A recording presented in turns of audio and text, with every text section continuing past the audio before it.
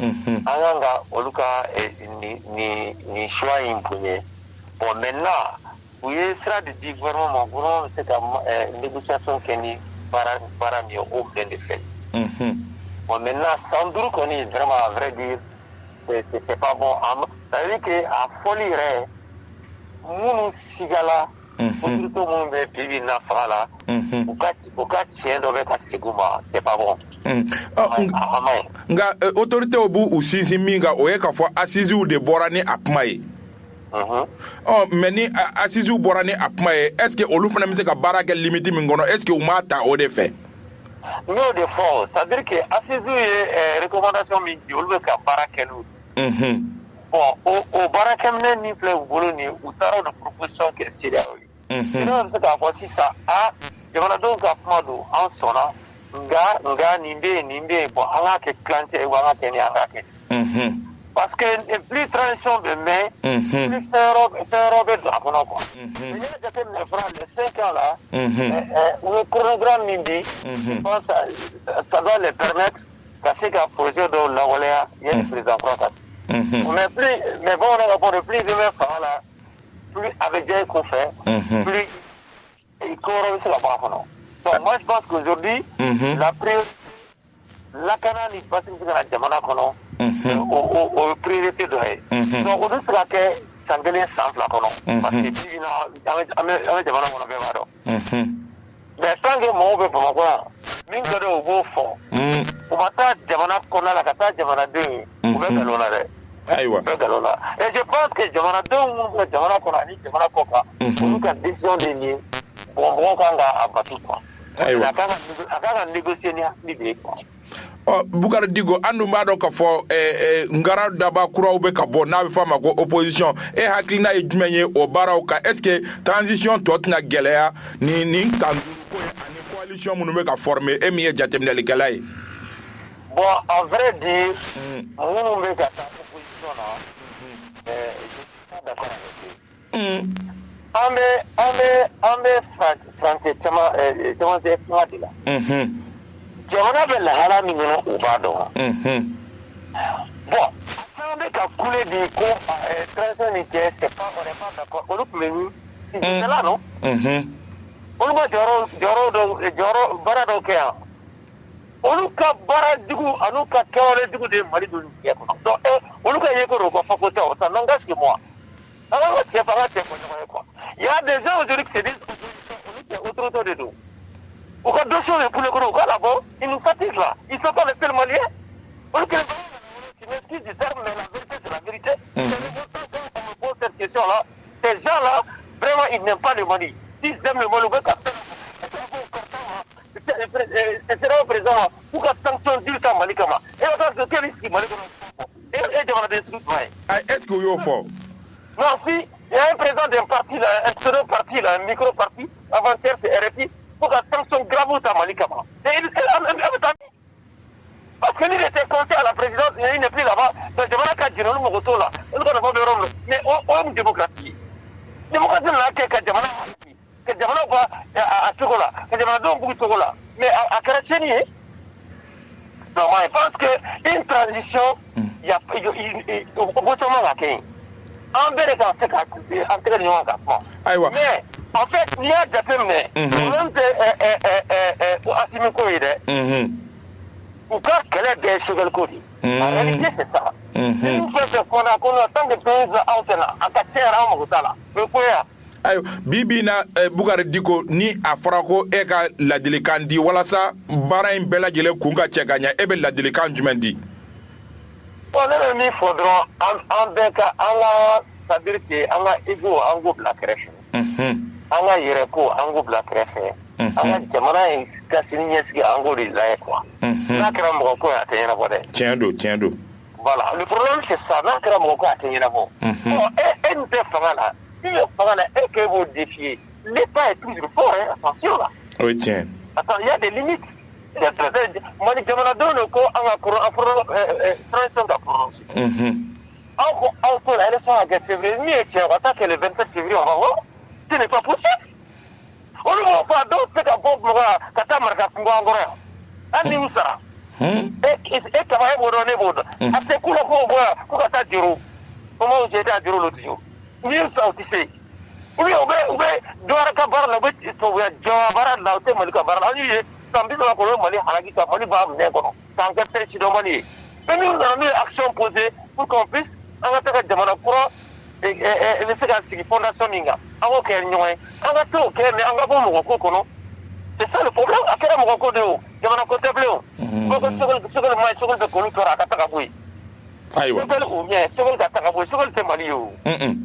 c'est ce que c'est moi, on va pas au débat comme ça. C'est nous au dessus de la mêlée. C'est au dessus de la mêlée. Donc, si sans problème, il fait condition de rester dans le milieu. Il faut que le Premier ministre aussi, il faut que le Premier ministre il parvienne à se mettre au-dessus de la mêlée pour vendre nous à critiquer. On l'a convaincu, il y a qu'à en mettre un fragment. Parce que la transition est à prolonger. Parce que la élection présidentielle là. C'est ça le problème. Nous, vraiment, on va transférer en tant qu'observateur, en tant que Malien, pour que nous avons dit on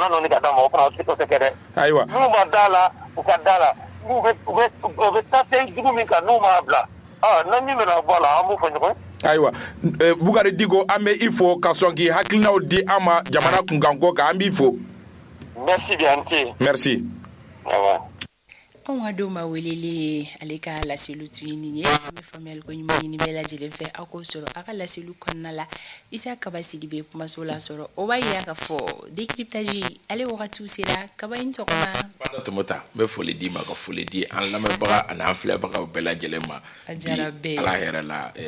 ka fsa ko sabe bi alhamdulillah ala tanu faragam ni be mo fen fela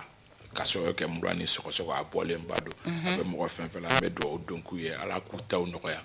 ani fenani ka mo inciter fenani ay munu mine o ka laje kata docteur so la do fenani te murani soko do ta so coronavirus damne do ila ni tesike abise ka ta en charge jona ki ka bana frake on nafaka d'accord ala ka klok nandi ala ka no ya ke bana barato bela jilenyi sisa amena do wala libabu konnala ka kenyani kuna fundala baro sigi doye fembe talege ministry mini ale jamana ka kuma la silai ale koni tumi kuna fundila unye korokunu kaseka nya folike fanga frontier fanga monoboli ka trabla fo sandurula o kunye kanola ola ay kuma juma ne fo kenen kan isa kaba alebe awde me ka klina amerika koka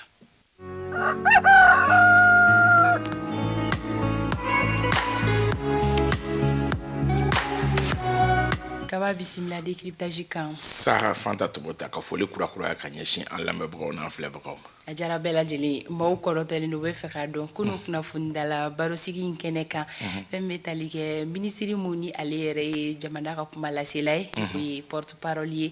ay la cellule du monde ke concrètement kenen kan kunu ka kenyani fanga frontier fanga monoboli ka ti jo sandurula oui il y a fo chugo me ante tariku don boy ba do ka fo juma jante meni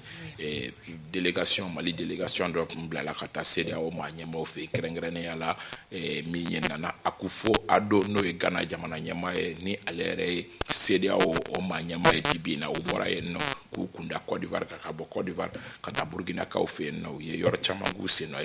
o de hukumu kono kuna fundi baro do senfe sira bakili ka kuma galama la ministre mindo ye ani jamana were che ko nyanya wa ministre Ablaye Job ale de follow yi damakshun ka fo sira ya nyininga ko aw nana Ghana president fe no ale mi sedia o manyama ko awye aw na ka kuma we tali de jumeka Ablaye Job ko ku kuma na fanga che franche fanga ko kan donc sira bakili insistera kan ko awye wakati joli fo sedia o mo ko fanga che franche fanga betawla o de hukumu kono Ablaye Job de kanto ka fo ko we sanduru de la nyini ke sedia o mo o kuma fo kirini wo yo willa ka bo don fo bisa ame mi kuma la o sanduru ko kuma ka bo don fana fo bi ngakila jamana marabaga shikunte mi dado akoni nyonche kunu aéroport Modibo Keita la wo profiter mi nye colonel Abdoulaye Maïga ni bibina le gouvernement ka kuma la c'est le porte-parole du gouvernement ka fara ale Abdoulaye Diop yere ka ani Zeni Moulay ni oye panel de haute personnalité o manyamba bay olu mo saba ye kunnafoni baro kɛ aéroport président Modibo Keita la o kɔrɔ ye ka fɔ kunnafonidila minnu tun bɛ yen nɔ bɛɛ ma bɔ a kalama o de kɛra problème kunnafonidila minnu tun bɛ yen olu de garijɛgɛ donna a la i b'a ye ka fɔ mɔgɔ minnu ye ORTM journal suivi sɔrɔ a bɔra o kɔnɔ mais kunnafonidila caman bɛ yen minnu y'a jɛ minnu fana ye Renouveau Télévision ka journal suivi sɔrɔ olu fana caman ye kunnafoni in ye kunnafoni min kɔnɔ Ablaye Mayiga a ye ɲɛfɔli kɛ ko in kun kan oui kuma fɔlɔ ye min ye a ko kuma in taara ka taa hukumu min kɔnɔ ko kuma in tɛ o hukumu kɔnɔ ko san 5 in olu ye san 5 in ta walasa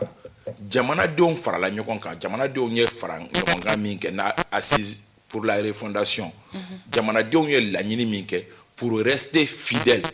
ka to jamanadenw ka minan kɔnɔ jamanadenw ye laɲini min kɛ ka sɔrɔ kɛ hakilila jiginna ko jamanadenw ko kalo 6 ka taa bila san 5 la ni jamanadenw ko kalo 6 ka taa bila san 5 la olu ye san 5 in ta ka to yira CEDEAO mɔgɔ la jamanadenw hakilina de ye o ye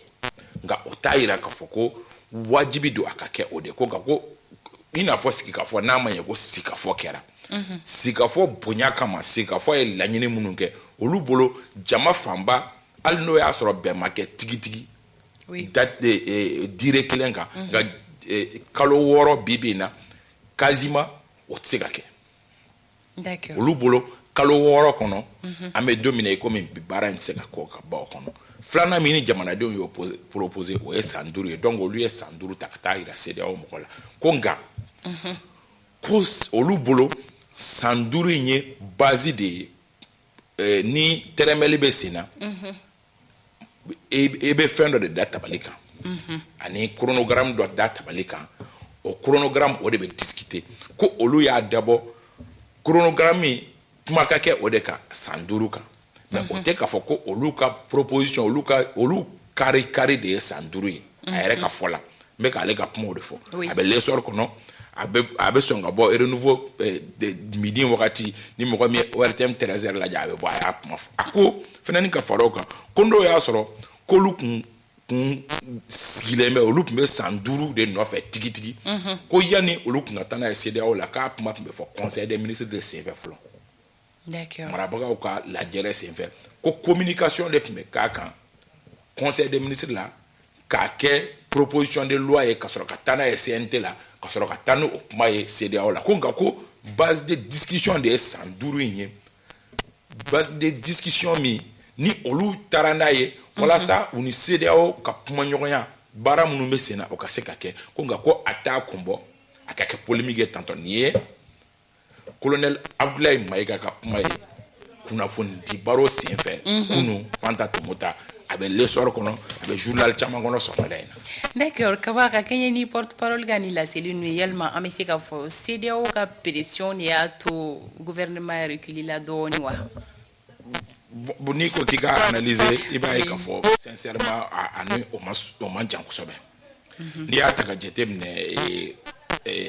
hali ni CEDEAO kelen ka pression tɛ oui parti politique bɛ yen nɔ et puis hali fanga cɛfurancɛ fanga soutien caman kun bɛ yen i n'a fɔ ADEMA PAJ n'a ɲɔgɔnna ani particulier mɔgɔ wɛrɛw yɛrɛ caman bɛ yen minnu bi na u lakodɔnnen don ni fanga cɛfurancɛ fanga soutien ye mais ni san 5 in kun y'u bɛɛ maaw ta n hakili la o ko fin yera sincèrement gouvernement est reculé la donne parce que san 5 in a tɛ bɛɛ tɛ dɔɔni n'i ye fɛn ta k'a lajɛ transition fanga cɛfurancɛ fanga yɛrɛ kɔrɔ ye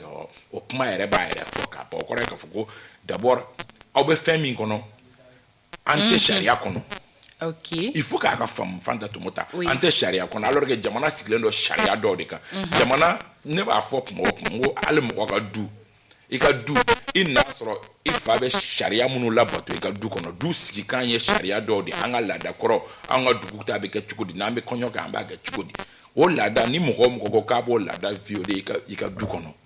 i tɛ jɛn ni o ye mais wagati dɔw la chevauchement dɔw bɛ k'i ka du la mais o wagati o ye fanga cɛfurancɛ fanga de jamana b'o cogoya kelen na ten donc an bɛ min kɔnɔ bi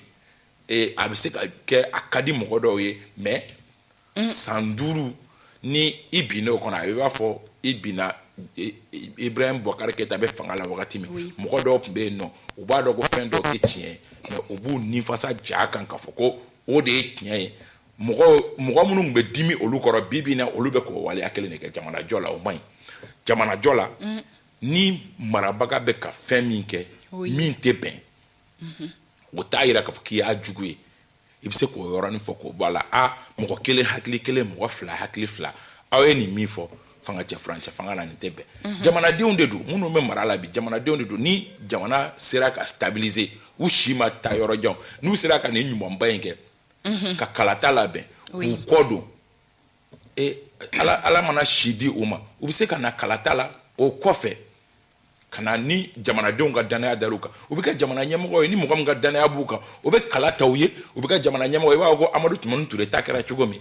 donc jamana marabagaw reculer parce que pression bonyana dɔgɔkun kelen in kɔnɔ kunnafoni dibaaraw la foyi kuma ma fɔ nin kelen in kɔ wa ne y'a fɔ yan kunun ko ni janto ma kɛ ni coalition commencera ka former transition tɔ a bɛ gɛlɛya kosɛbɛ nka hakili la gouvernement ye o faamu u ye nin recul min kɛ tantɔ hakili la normalement nin kan ka se ka tension baisser ni communication kɛra ka ɲɛ a kunna ka mɔgɔw la faamu gɛlɛya tun ye min ye k'o yɔrɔ bɔ a la k'a fɔ ko san 5 tɛ donc o tun ye base ye sisan an ka na kuma ka se ka transition durée ka déterminer le 27 février kɔni an b'a dɔn k'a fɔ ko ça c'est o tɛ se ka kɛ mais maintenant durée dɔ ka fɔ an ka taa o kan an k'o kɛ base de discussion ye. D'accord, kaba ni o y'a sɔrɔ la san 5 o ye proposition ye o ye laɲini de ye et que o de kuma bɛ ka caya kosɛbɛ e yɛrɛ bolo sisan wagati hakɛya jumɛn de kan ka ta sisan min bɛɛ lajɛlen bɛ sɔn a ma ani o kan ka kɛ cogoya jumɛnw na. Fanta Tomota Zeni Moulaye kunnafoni di baro in kɛnɛ kan a ko baara kɛra assise hukumu kɔnɔ cogo min u ye baara kɛ ni hakilina min ye o ye k'a fɔ refondation in kan ka kɛ san 25 ɲɔgɔnna de kɔnɔ san 25 o kɔrɔ ye k'a fɔ c'est-à-dire que jamanajɔ tɛ k'a fɔ ko don kelen dɔrɔn ka sinɛ ka wuli ka sinɛ ka bɛɛ lakilen k'a fɔ ko assise bannen de k'a fɔ ko mɔgɔ tɛ 200 di polisi ma bilen assise bannen de mɔgɔ tɛ fɛn jeni bilen Mali kɔnɔ assise bannen de mɔgɔ tɛ bese ta ka mɔgɔw bɛlɛn k'u ka moto minɛ o ye nkalon de ok o ye nkalon de donc fɛn dɔ de bɛ kɛ a la k'i kɔ dɔn ka taa k'a tɔ to hali mɔgɔ minnu elila u bɛ dɔ de kɛ k'u kɔ dɔn ka taa k'a tɔ to Alpha Umar Konare san 10 de dira ma a y'a seko n'a damayira k'a bɛ taa k'a tɔ to ka sababu kɛ maliden wɛrɛ bɛ cɛfarin so ye mɔnɔ de ye dɔ mana tigɛ dɔ wɛrɛ b'i kun bɔ il faut que hadamadenw k'o de faamu k'a fɔ ko mɔgɔ kelen si tile tɛ diɲɛ ban i bɛ dɔ de kɛ i bɛ fitinin de kɛ ka taa mɔgɔ wɛrɛ bɛna ka n'a tɔ kɛ ne bɛ nin min kɛ décryptage min kɛ denmisɛnninw bɛ yen nɔ don dɔ minnu bɛ fɔ ne kɔ ka nin baara kɛ il faut que mɔgɔw k'o de faamu donc il faut que fanga cɛ furancɛ fanga wo a kɔkɔrɔdɔnbaw wo bɛɛ k'a faamu ka fɔ fanga cɛ furancɛ fanga ni ala ye garijɛgɛ don a la i bɛ dɔɔnin kɛ ka baziw da bazi minnu n'i yɛrɛ dalen b'a la ka fɔ hali mɔgɔ min bɛ na a bɛ nɔgɔya o tigi ma walasa k'a tɔ kɛ ne bolo a ka gɛlɛya min a cayalenba san kelen a cayalenba san kelen an filɛ san daminɛ yɛrɛ la ni avant le mois de février an ka bɛn an ka san kelen di février 2023 an ka kalata organiser fɛn o fɛn n'a bɛ ka fɔ ne bolo an ka bɛn san kelen février 2023 o k'a sɔrɔ baziw dara a bɛɛ tɛ se ka kɛ yuguyugu kɛlɛli o fɛn o fɛn bɛ ka fɔ baziw de bɛ da ka taa ni o ye n'o kɛra baaraw bɛ ɲa ni CEDEAO yɛrɛ parce que ni CEDEAO ko k'a bɛ gɛrɛndɛ kɛ o kan peut-être jamanadenw yɛrɛ bɛ se ka dɛmɛ don walasa o ka kɛ bi bi in na an bɛɛ b'a dɔn k'a fɔ ko le 27 février min fɔra ce n'est pas possible donc Choguel tɛ jamanakuntigi Assimi yɛrɛ k'a ka bere ta sisan ani ministre de la réconciliation ani ministre tɔ ninnu u ni minnu ngwara daba kura minnu formela u n'u ka sigi ka kumaw kɛ bɛɛ ka dɔ bila walasa sankelen an ka ɲɛsi ma minnu tɛ bɛn olu ka fɔ minnu bɛ bɛn olu ka fɔ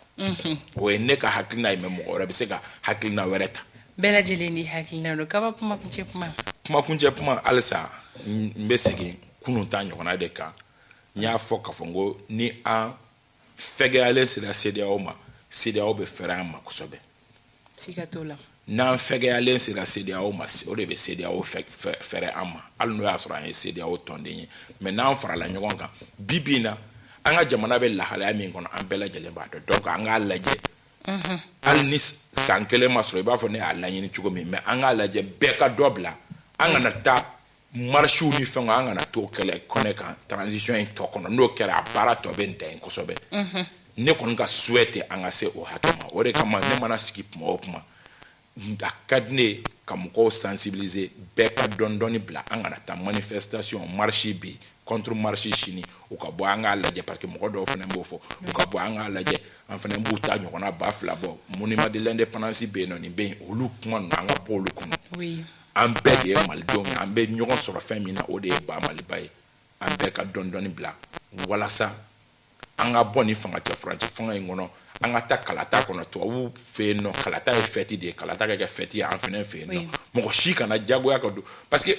kuma dɔ fana bɛ yen Fanta Tomota o ye kuma jugu ye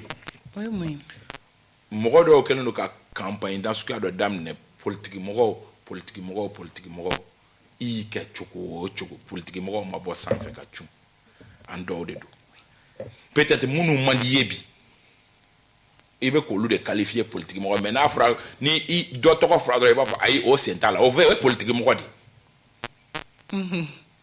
mɔgɔ dɔw man di ye a fɔ ko karisa ni karisa man di ye mais k'a fɔ ko politiki mɔgɔ a mana kɛ ka tugu cogo o cogo don dɔ an bɛna kala ta politiki mɔgɔ dɔ de donc olu termes ninnu il est grand temps olu ka banni mɔgɔ dɔw man di ye ou bien n fɛ mɔgɔ dɔw olu ka baara taabolo ma i b'olu ta o tɔgɔ ma k'a fɔ ko karisa ni karisa ka baara taabolo ma mais n'i ko politiki mɔgɔw a bɛɛ fɛn o fɛn bɛ scène kan bi ni mɔgɔ lakodɔnnenw don société civile o fɛn o fɛn a bɛɛ ye politiki mɔgɔw de parce que politiki ye fɛɛrɛ de ye jamana bɛ yiriwa ni min ye donc il faut que an k'o notion ninnu dɔn ka to ka weleli dabila radio la k'a fɔ an tɛ politiki mɔgɔw ka ko la bilen n'i tɛ politiki mɔgɔw ka ko la i bɛ jɔnni ka ko la ala k'an sɔn hakili ɲuman na amina yarabi o bɛ dan sigi sɔgɔmada na jɛmukan na ko an bɛɛ lajɛlen ka jɛ k'an bolo di ɲɔgɔn ma fanga furancɛ fanga in a ka se ka kuncɛ hɛrɛ ani baden kɔnɔna la maliden bɛɛ lajɛlen ka lafiya bɛ o kɔnɔna la kaba ni folikanw b'i bolo teliyala sanga tɔ ye 2 ye sanga tɔ ye 2 ye an bɛ foliba di ka taa Aramata Watara yan fɔ commune 5nan mairie kɔnɔna la a fana ye jɛmukan in kanubaga ye Saran Keyita n'a denmuso Zara an b'u fo ka tanti Rokiya ko ala ka nɔgɔya kɛ farigani dɔɔni tun bɛ a yɛrɛ fɛ na an bɛ tonton Ɲangi fo yan fɔ Katifuga la ka foli badi Fuseni Traoré Berté Santerre ABC fana ni farigani ba fana na ni afurumuso Bajala Keyita an b'u n'u ka denbaya bɛɛ lajɛlen fo Fanta Tomota ka foli badi Aba entrepreneur Aba yan fo Segu kaw fɛ yen nɔ ani Bouakar Bagayogo Bagaza yan fo doyen cour la Iba Sanogo ani transitaire bɛɛ lajɛlen Segu doyen cour la an b'u bɛɛ lajɛlen fo an ka foli bɛ u bɛɛ lajɛlen ye Idrissa Sidibe Janjo Masa an bɛ a fo Idrissa Sidibe Janjo Masa ko Janjo ni sɔgɔma k'a ni soli ka wuli bi ko Maya ni sɔgɔma an ka foli bɛ u bɛɛ lajɛlen ye an bɛ MC Dara fo ne ka mɔgɔ ye Maya de ne ka mɔgɔ tɛ Janjo Masa ok ko Maya ni sɔgɔma MC Dara ka bɔ Kitakaw fɛ yen nɔ radio Kunanja FM na an b'a n'a furumuso bɛɛ lajɛlen fo an ma ɲinɛ Salim Traoré ko ale bɛ Mamaribugu la Tijani Sinenta ale ye commerçant ye a bɛ Bamako suguba kɔnɔ an bɛ a ka sɔgɔmadafɛ foli kɛ nin sanga kɔnɔna la an ma ɲinɛ Mayiga kɔ nin sanga kɔnɔna la Tijani Mayiga k'a ni sɔgɔma Seydou Kamara an bɛ sɔgɔmadafɛ foli di ale ma ka bɔ Maɲanbugukaw fɛ yen nɔ ka famille Kamara bɛɛ lajɛlen fo an ma ɲinɛ Bakari Bambira kɔ ale ye chef de peloton ye a bɛ san an ka foli bɛ a ye Elhaji Burama Fofana 500 ale fana bɛ san an ma ɲinɛ a kɔ an bɛ Umar Traoré ka foli kɛ ka sanka bɛɛ lajɛlen fo ni sanga kɔnɔna la an ma ɲinɛ Jawoyi Keyita kɔ Elhaji Seydou Patrice Damele an b'a n'a ka denbaya bɛɛ lajɛlen fo an ka foli bɛ aw bɛɛ lajɛlen ye bi jɛmukan bɛ datugu yan yɔrɔ la nɛgɛ kaɲɛ 9 Adel Samake bɛ dugu kunkan ko kɛnɛ sigi sini sɔgɔma 7h15 an bɛ segin ka ɲɔgɔn lasɔrɔ yan nɔ kunnafoniya wɛrɛw kɛnɛ kan ala ka tile yɛrɛ ni maa ɲɛna